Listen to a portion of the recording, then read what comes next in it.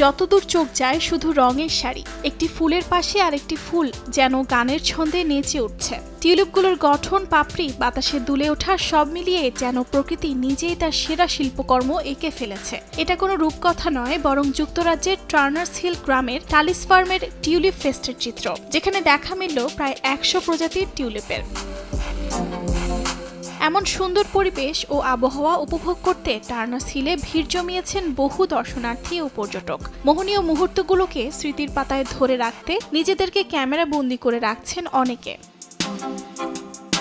যদিও এটি শুধু ছবি তোলার জায়গা নয়, এ যেন প্রকৃতির সঙ্গে এক নিঃশব্দ আলাপ। হৃদয়ের ভেতরে জমে থাকা ক্লান্তি, শহরের কোলাহল, জীবনের প্রতিদিনের ব্যস্ততা সব যেন এখানে এসে থেমে যায়। টালিস ফার্ম এবছর 15 লাখের বেশি টিউলিপের বীজ বপন করেছে, জানায় আয়োজকরা। অর্জিতা শেহজিন, সময় সংবাদ।